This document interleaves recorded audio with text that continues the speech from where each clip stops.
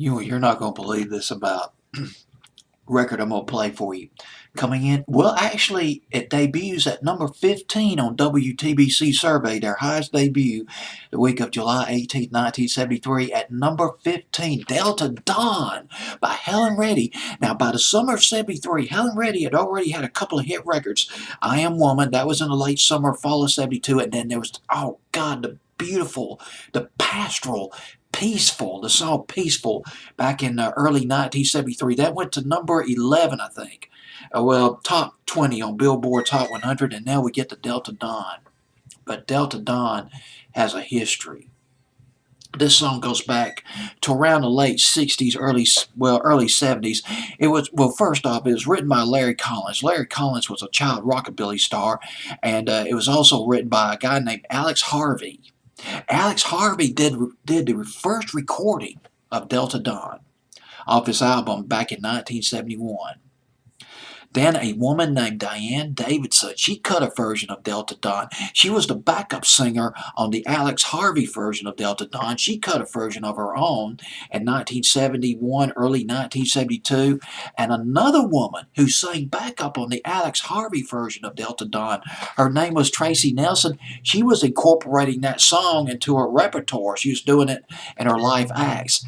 Then it was Bette Midler. Bette Midler saw Tracy Nelson perform Delta Dawn. It was at a nightclub in New York City called The Bottom Line. I believe it's called The Bottom Line. Just going over my notes. My notes are in chicken scratch.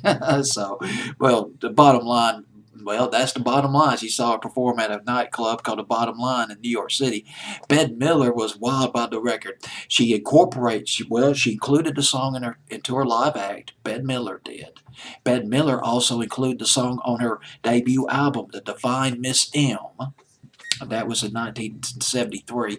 Let me double check on that album title real quick by Bette Midler. I believe it, The Divine Miss M. That was her debut album in 1973. Bette Midler performed the song, her version of Delta Dawn, her bluesy version of Delta Dawn on The Tonight Show with Johnny Carson. And guess who was watching? A guy named Billy Sherrill.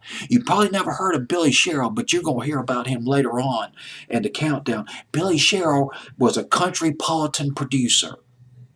A guy who would, he phased, I'm trying to think of the right word. He created country music. He produced country music that had a pop flavor to it, a country music that was acceptable to pop music. He resuscitated the career of Charlie Rich. He heard Bette Midler do her version of Delta Dawn, and he got Tanya Tucker, newly minted artist Tanya Tucker on the Epic record label. He got her to cut a version. Tanya Tucker's country version of Delta Dawn went to number 6, country charts, 1972.